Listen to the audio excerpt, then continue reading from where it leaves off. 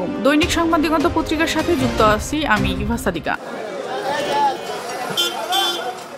শিরোনাম, খাদ্যদ্রব্যের দাম বাড়লো, ক্রেতাদের ভোগান্তি। এই কয়েকদিন ধরে রাজধানীর বাজারে সব ধরনের সবজির দাম লাগামহীনভাবে বৃদ্ধি পাচ্ছে। বিশেষ করে নিম্ন ও সীমিত আয়ের মানুষেরা ক্রেতা হিসাবে বেশি ভোগান্তিতে পড়েছেন। সাপ্তাহিক ছুটির দিনে শুক্রবার 15 আগস্ট বাজার ঘুরে দেখা গেছে অধিকাংশ সবজির দাম এখন 80 টাকার উপরে। সর্বোচ্চ মূল্য বেড়েছে বেগুনের। বর্তমানে 100 টাকার নিচেই কোনো বেগুন পাওয়া যাচ্ছে না, দাম 200 টাকায় পৌঁছেছে। 3 সপ্তাহ আগে বেগুনের দাম ছিল 60 থেকে 140 টাকা। অন্য সবজির মধ্যে করলা, বরবটি, কাঁকরোলের দাম 100 থেকে 120 টাকা।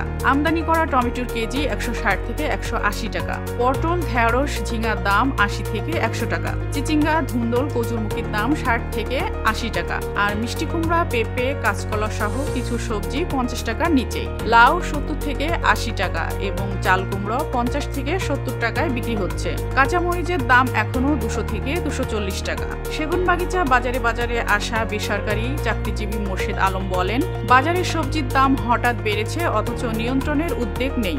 সাধারণ ক্রেতা এই দামে কি খাবে? পাইকারি ব্যবসায়ীরা বলেছেন, টানা বৃষ্টির কারণে ক্ষেত থেকে সবজি সংগ্রহ সমস্যা হচ্ছে।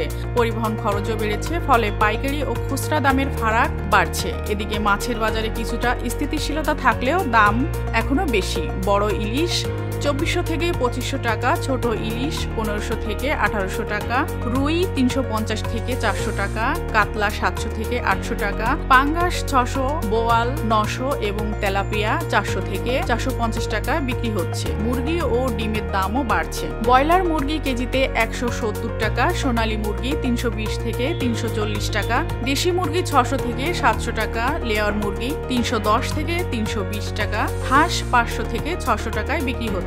লাল ডিম 145 থেকে 150, সাদা ডিম 135 থেকে 140 এবং হাঁসের ডিম 235 টাকায় বিক্রি হচ্ছে। পেঁয়াজের দামও বাজারে বেড়েছে। ক্রেতারা প্রতি কেজি 85 থেকে 90 টাকায় কিনছে। বাংলাদেশের কাঁচামাল আড়ত সমিতির মালিক সভাপতি মোহাম্মদ ইমরান মাস্টার জানান, বর্তমানে লিন সিজন বা কম উৎপাদনের মৌসুম, আবহাওয়ার কারণে চাষ কম হয়, সরবরাহ সীমিত, ফলে বাজারে সবজির দাম বেড়েছে।